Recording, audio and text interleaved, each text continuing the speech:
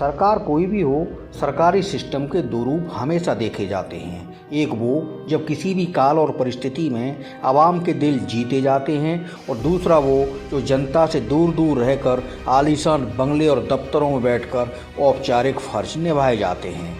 कुछ ही दिन पहले आपने राज्य के एक ज़िले में वहाँ के डीएम को देखा, जो बेबस बाढ़ पीड़ितों के सामने स्विगी और जोमेटो से मदद के ज्ञान बांट रहे थे। और अब इन तस्वीरों को देखिए, जिसमें प्रदेश के अलग अलग हिस्सों में तैनात लेडी आईएएस कैसे बाढ़ पीड़ितों के दुख दर्द बांटने इलाकों में दौड़ लगा रही हैं।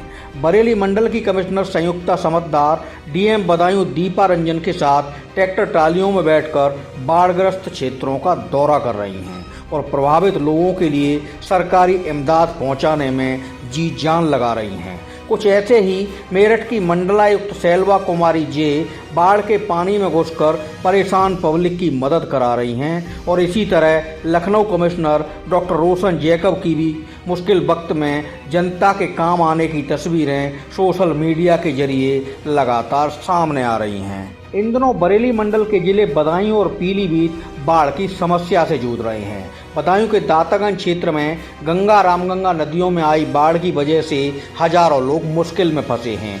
कई गांवों का संपर्क जिला मुख्यालय से कट गया है। एक दिन पहले बरेली मंडल की कमिश्नर संयुक्ता समद्दार बाढ़ग्रस्त इलाकों का जायजा लेने दातागंज इलाके में गईं, तो वहां मौके पर जाने पर उन्हें कई दिक्कतें आईं। बदायूं डीएम दीपा रंजन और अन्य अधिकारियों के साथ कमिश्नर ट्रैक्टर ट्राली में सवार होकर बाढ़ प्रभावित इलाकों में मौके पर पहुंची। बाढ़ग्रस्त इलाकों में कमिश्नर ने सरकारी मशीनरी की लापरवाही देखी तो संबंधित स्टाफ और अधिकारियों की जमकर क्लास ली। प्रभावित ग्रामों में फॉगिंग और एंटी लार्वा छिड़काव नहीं होने पर उन्होंने प्रधान व आशाओं की फटकार लगाई।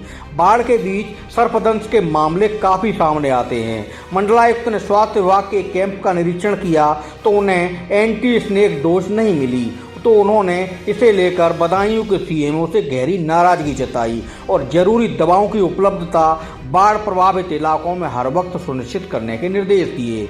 यहाँ बता दें कि कुछ समय पहले बरेली कमिश्नर के रूप में पदभार ग्रहण करने के बाद से आईएएस संयुक्ता समद्दार लगातार जिलों का दौरा कर रही हैं। पीईटी एग्जाम की चुनौती के वक्त भी वह 2 दिन तक लगातार मैदान में नजर आईं और परीक्षा केंद्रों पर पहुंचकर परीक्षा के इंतजाम जांचती रहीं। उन्होंने हाल में सरकारी अस्पतालों का भी निरीक्षण किया था, तो वह परेशान हाल मरीजों से दोस्त की तरह बात करती दिखी थी और उनकी परेशानी तुरंत दूर कराती भी नजर आई थी। जाहिर सी बात है, ऐसे संवेदनशील अधिकारी की जिले में और पूरे मंडल में हर तरफ तारीफ होगी, तो इसमें कोई हैरानी नहीं है।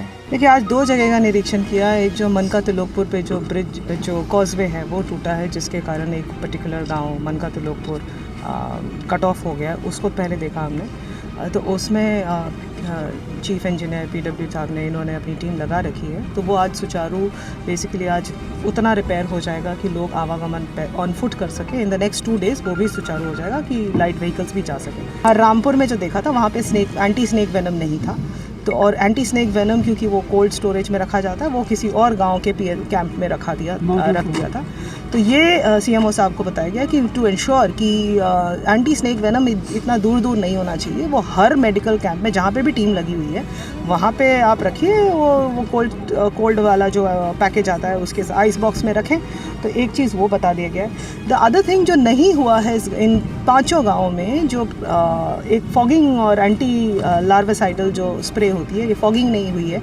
अभी ये टाइम है कि ये डेंगू देन मलेरिया, ये सारी चीज़ें, क्योंकि जल भराव हो रहा है, मच्छर आएंगे, तो ये सारी चीज़ों का प्रकोप बढ़ेगा।